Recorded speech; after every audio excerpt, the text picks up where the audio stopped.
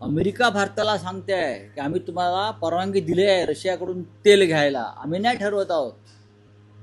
भारताला अमेरिका नाचवते आहे. नरेंद्र मोदी हे अमेरिकेचे कठपुतळे आहेत. अमेरिकेने जे त्यांच्या सेक्रेटरीने, फॉरेन सेक्रेटरीने जे ट्विट केलं आहे समाज माध्यमावर, ते आम्ही भारताला परवानगी दिलेली आहे, परवानगी गुलामांना देतात. रावसाहेब, गेल्या काही दिवसांपासून तुम्हीही म्हणत होता आणि काल तसं भारतानं केलेलंही आहे, खोमेनींच्या मृत्यूबद्दल किंवा त्यांना ज्या प्रकारे मारलं त्याबद्दल भारतानं शोक व्यक्त केला आहे. परराष्ट्र सचिव विक्रम मेस्त्री यांनी जाऊन शोक संदेश त्यांच्या इराणच्या एम्बसीमध्ये लिहिलेला आहे. ही चांगली गोष्ट आहे.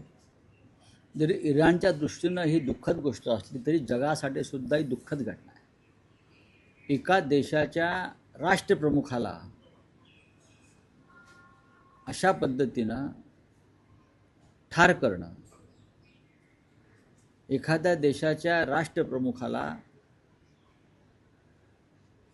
रात्री त्याच्या घरात घुसून किडनॅप करून न्यूयॉर्कला आणणं, एखाद्या देशाच्या राष्ट्रप्रमुखाला ठार करा अशी चिथावणी देणं,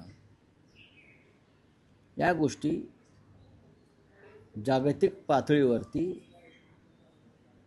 निषेधार्ह आहेत. कोणी असते त्या देशातली सत्ता उलथून टाकण्याचं काम हे लोकशाही मार्गाने तेथील जनतेनेच करायला पाहिजे. उद्या नरेंद्र मोदी यांच्याविषयी प्रेसिडेंट ट्रम्पला वाटलं की मी ते सैन्य घुसून आणि नरेंद्र मोदींना उलथवून टाकेन, आम्ही होऊ देणार नाही. आम्ही त्यांच्या सत्तेचा पराभव लोकशाही मार्गाने करू. उद्या इस्रायलला वाटलं की मोदी आमचं ऐकत नाहीत आता आणि स्वतंत्रपणे निर्णय घेऊ लागलेले आहे राष्ट्रहिताचे, म्हणून आम्ही त्यांच्यावर हल्ला करू. आम्ही हे एक देश म्हणून हे कदापि होऊ देणार नाही. पण जर इराणच्या बाबतीमध्ये अशा गोष्टी घडत असतील तर भारतासारख्या मोठ्या राष्ट्रानं त्याचा निषेध केला पाहिजे. खरं म्हणजे मोदी इतके मोठे नेते आहेत असं त्यांचे लोक मानतात की त्यांनी या युद्धामध्ये मध्यस्थता करून हे युद्ध थांबवायला पाहिजे होतं. आणि इराणमध्ये किंवा गाझामध्ये जो नरसंहार सुरू आहे इस्रायलच्या माध्यमातून तो थांबवायला पाहिजे.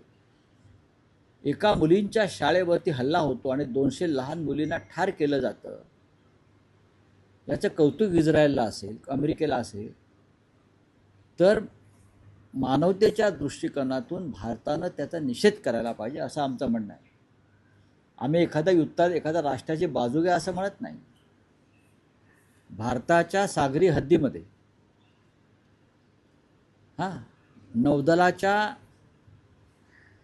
संचलनासाठी प्रदर्शनासाठी आपल्या आमंत्रणावरून इराणचं नौदल इथे आलं, त्यांचं युद्ध नौका इथे आली, ही आमची जबाबदारी आहे. त्यांना सुखरूप परत पाठवणं, पाहुणे म्हणून जे आमच्याकडे येतात त्यांच्या सुरक्षेची काळजी घेणं आणि त्यांना पुन्हा घरापर्यंत पोचवणं ही यजमान देशाची भूमिका असायला पाहिजे. पण इराणच्या नौदलातली एक युद्ध नौका आमच्या विनंतीवरून, आमच्या आमंत्रणावरून भारतामध्ये येते, राष्ट्रपतीसमोर त्याचं संचलन होतं आणि जाताना हिंद महासागरामध्ये त्या बोटीवर अमेरिका हल्ला करते, इस्रायल हल्ला करते आणि ती बोट बुडवून 90 नौसैनिकांना नौदलाच्या इराणच्या ठार केलं जातं आणि त्याचासुद्धा भारताकडून निषेध होत नाही. हे सुद्धा दुःखद आणि धक्कादायक आहे. शोक व्यक्त करायला विलंब झालाय का? नक्कीच नक्कीच. जगानं अश्रू ढाळल्यावरती लोकलज्जेस्तव व्यक्त केलेले दुःख आहे, लोकलज्जेस्तव. पण भारताला आता कोणतंही राष्ट्रीय धोरण नाही, परराष्ट्र धोरण नाही आणि भारत कोणाचा तरी गुलाम म्हणून काम करतो की काय या नीतीत, हे आता फार चिंताजनक चित्र आम्हाला पाहावं लागतं. पण रावसाहेब, मध्यंतरी भारताने जो अमेरिकेशी ट्रेड बिल बिझनेस डील केलं त्याचे जे काही त्यातल्या ज्या काही गोष्टी आहेत त्या आता समोर येत आहेत. कारण आता जो युद्धाचा परिणाम दिसतोय आणि कच्च्या तेलाचे दर वाढलेले आहेत, इंधन पुरवठा होणं कठीण बनलेलं आहे. अशा काळात रशियाशी करार किंवा रशियाकडून 30 दिवसांचा तेल साठा घेण्यासंदर्भात अमेरिकेनं भारताला परवानगी दिली. हो ना, तेच तर म्हणतोय ना. अमेरिका भारताला सांगते आहे की आम्ही तुम्हाला परवानगी दिली आहे रशियाकडून तेल घ्यायला, आम्ही नाही ठरवत आहोत. भारताला अमेरिका नाचवते आहे. नरेंद्र मोदी हे अमेरिकेचे कठपुतळे आहेत. अमेरिकेने जे त्यांच्या सेक्रेटरीने, फॉरेन सेक्रेटरीने जे ट्विट केलं आहे समाज माध्यमावर, ते आम्ही भारताला परवानगी दिलेली आहे, परवानगी गुलामांना देतात. बरं का, परवानगी गुलामांना देतात. होय, आम्ही तुम्हाला आज परवानगी दिलेली आहे की तुम्ही हे खरेदी करू शकता, तुम्ही इथे फिरू शकता, तुम्ही यांच्याशी बोलू शकता. अशी परवानगी फक्त गुलाम राष्ट्रांना दिली जाते. गुलाम, पुन्हा पुन्हा सांगतो, अमेरिकेने परवानगी दिल्यामुळे आम्ही रशियाकडून तेल खरेदी करू शकतो. आम्हाला गरज आहे सध्याच्या युद्ध परिस्थितीमध्ये, म्हणून आम्हाला रशियाकडून तेल खरेदी करण्याची आमच्यामध्ये हिंमत नाही. अमेरिकेच्या मेहरबानीवरती आम्ही रशियाकडून तेल खरेदी करणार असू तर थूत तुमच्या जिंदगानीवर. पण राऊतसाहेब, या सगळ्या युद्धजन्य परिस्थितीत किंवा जे काही सगळं सुरू आहे आखाती देशात, चीन आणि रशिया हे इराणच्या बाजूने उभं ठाकलेले दिसतात. हळूहळू बरचसा जगातले अनेक प्रमुख राष्ट्र हे युद्धखोरीच्या विरुद्धात उभे राहते. आणि या जगामध्ये 2 देश युद्धखोर आहेत ज्यांनी इराणवर हल्ला केला. भारतानं कायम शांततेचा संदेश दिला, पंचशिलाचा मार्ग स्वीकारला, पंडित नेहरूंचा तटस्थतेचा मार्ग स्वीकारला. आणि भारताला सुद्धा भविष्यामध्ये ह्याच मार्गाने जावं लागेल. कारण ज्या पद्धतीनं भारताचं नेतृत्व या सगळ्या प्रकरणात चूप आहे, याचा अर्थ या युद्धखोर लांडग्यांविरुद्ध उभं राहायची त्यांच्यामध्ये हिंमतच नाही. आता नाटोचे सदस्य असलेले राष्ट्र जे आहेत त्या अनेक राष्ट्रांनी युद्धापासून माघार घेतलेली आहे की आम्ही इस्रायल आणि अमेरिकेबरोबर युद्धात सहभागी होणार नाही. त्याच्यामध्ये स्पेनच्या राष्ट्रप्रमुखांनी ही भूमिका घेतलेली आहे. त्याच्यामध्ये ब्रिटनच्या प्राईम मिनिस्टर यांनी ही भूमिका घेतलेली आहे. त्यानंतर इतर काही राष्ट्र याच भूमिकेत आहेत.